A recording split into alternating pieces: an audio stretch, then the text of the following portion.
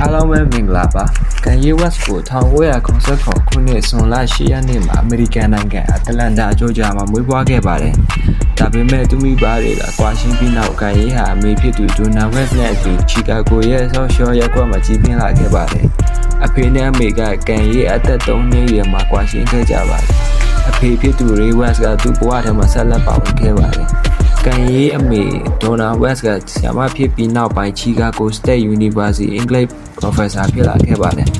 အသက်10နှစ်အရွယ်မှာအမေကတက္ကသိုလ်ဖလှယ်ရေးအစီအစဉ်နဲ့တရုတ်နိုင်ငံမှာသင်ကြားပို့သွားတဲ့အခါကန်ယေးလည်းအတူလိုက်သွားခဲ့ပါတယ်နောက်တစ်နှစ်မှာချီကာဂိုကိုပြန်လာပြီးအဲဒီကနေဟေဟော့နဲ့ပုံမနီးခဲ့ပါတယ်သူရဲ့ဘဝအကြီးမားဆုံးအမတ်က producer တယောက်ဖြစ်ပြီးနောက်ပိုင်းမှာ rapper တယောက်လည်းဖြစ်ခဲ့တယ်ဆိုတာကိုသက်သေပြခဲ့တယ်1990နောက်ပိုင်းမှာ JC စတဲ့ artist တွေအတွက် production လုပ်ခဲ့တယ်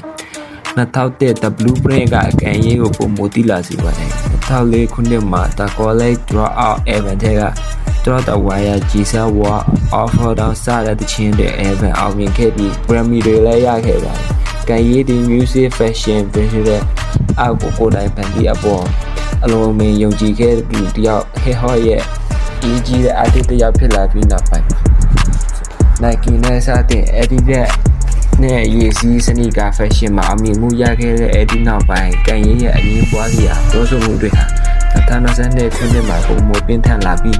brand တွေရဲ့သူ business relationship တွေကိုထိခိုက်စေခဲ့ပါတယ်အထူးသဖြင့် Adidas နဲ့ရေစီးအကြီးမားဆုံးဖြစ်ရပါ Adidas ကကန်ယေးနဲ့ပတ်သက်တာရှိတယ်2022အောက်တိုဘာရက်မှာချက်ချင်းအဆုံးသတ်ကြောင်းကြေညာခဲ့ပါတယ်။ Adidas ကသူ့ရဲ့ပြောဆိုမှုတွေကိုလက်မခံနိုင်ကြောင်းပြောပြီးရေစီးထောက်ကောင်တွေကိုလည်းဆက်လက်ထုတ်လုပ်ရောင်းချအချိန်တွေပြောင်းလဲသွားခဲ့ပါတယ်။ကန်ယေးရဲ့စကားတွေက music ထဲမှာတော့လူတွေကိုလှုပ်ဆော်နိုင်ခဲ့ပါတယ်။ဒါပေမဲ့ social media ပေါ်မှာတော့အဲ့ဒီစကားတွေကသူ့ career ကိုပြန်ထိခိုက်စေခဲ့ပါတယ်။2022ခုနှစ်မှာသူ့ရဲ့အငင်းပွားစရာ post တွေကြောင့် Instagram နဲ့ Twitter တစ်ခုလုံးကအကောင့်ကိုကတ်တက်ခဲ့တဲ့ဒီဖြစ်ရနောက်ပိုင်းမှာတော့ကန်ယေးရဲ့ business empire ပါတပြေးပြေးထိခိုက်လိုက်ခဲ့တယ်